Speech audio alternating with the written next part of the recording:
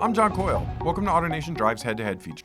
In this corner, we have the Subaru Outback. While it doesn't look dramatically different, the company's famous Go-Anywhere wagon is fully redesigned for 2020. Next, we have the Honda Passport. While the first Passports were rebadged Isuzus, the latest generation is a Honda through and through, and it's all new for 2019. Both the Subaru and Honda are excellent choices for folks with an active lifestyle. So let's look at the engines, cabins, infotainment, and price to determine a winner. First, let's look at the powertrains. The Subaru comes standard with a 2.5-liter flat-4 engine good for 182 horsepower and 176 pound-feet of torque. Those looking for a little more poke can opt for a turbocharged 2.4-liter flat-4, which pumps out 260 horsepower and 277 pound-feet of torque. Both engines come mated to a CVT transmission that sends power to all four corners via Subaru's famed all-wheel drive system. The standard mill delivers 26 miles per gallon city, 33 highway, while the turbo unit comes in at 23 city, 30 highway. In comparison, the Passport offers a single engine. It's a 3.5-liter V6 good for 280 horsepower and 260 pound-feet of torque, and it's mated to a 9-speed automatic. Front-wheel drive is standard, and all-wheel drive is a $1,900 option. In front-wheel drive spec, the Passport is EPA rated at 20 miles per gallon city, 25 highway. With all-wheel drive, there's a slight drop to 19 city, 24 highway. While you have to spring for all-wheel drive in the Honda, we like that all models come with a powerful engine and traditional automatic, so we're going to give it the win here. Now, let's look inside the cabin.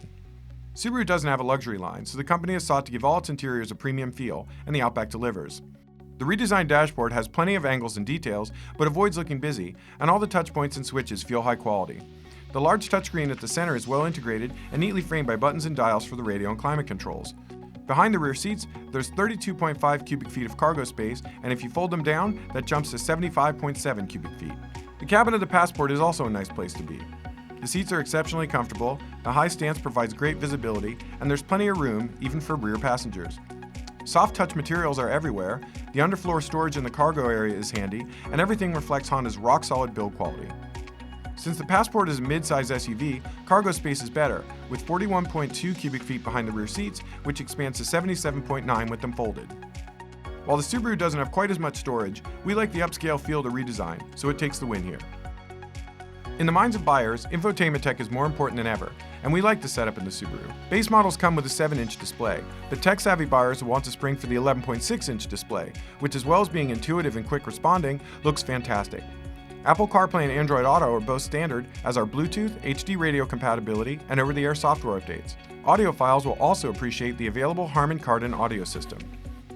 In the Passport, the standard infotainment system comes with a 5-inch display, but buyers can upgrade to an 8-inch touchscreen. The interface is easy to use, and the combination of on-screen controls and physical buttons is intuitive.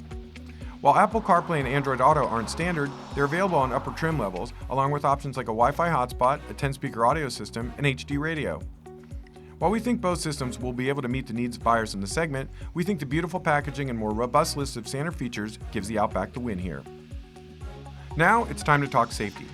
Since the Outback is a brand new model, it's yet to be tested by the National Highway Traffic Safety Administration. But it's worth noting that the 2019 model passed its battery of tests with flying colors and earned a 5-star overall safety rating. It also comes standard with Subaru's EyeSight technology, which includes adaptive cruise, lane keep assist, pre-collision braking, and pre-collision throttle management. The Passport also earned a 5-star crash rating and comes standard with the Honda Sensing suite of safety tech. It includes collision mitigation braking, road departure mitigation, adaptive cruise, lane keep assist, and traffic sign recognition. So with that in mind, we're going to call this a draw, as both vehicles are well equipped to keep you safe on the road. Now, it's time to talk price. The base Outback starts at $27,655, and the range-topping Touring XT trim starts at $40,705. The Passport starts at $31,990, and top-spec Elite models will start at $43,680. Overall, this is a close contest. But while we like the Honda storage, power, and traditional 10-speed auto, we think the Subaru's standard all-wheel drive, great infotainment system, and better handling win the day. Of course, you shouldn't buy a car without a thorough test drive. So if you're deciding between the Subaru Outback and the Honda Passport, visit AutoNation.com to find a nearby dealer. Which do you think is the best choice? Leave a comment below, and also be sure to subscribe, as we have more head-to-head comparisons coming up. I'm John Coyle, thanks for watching.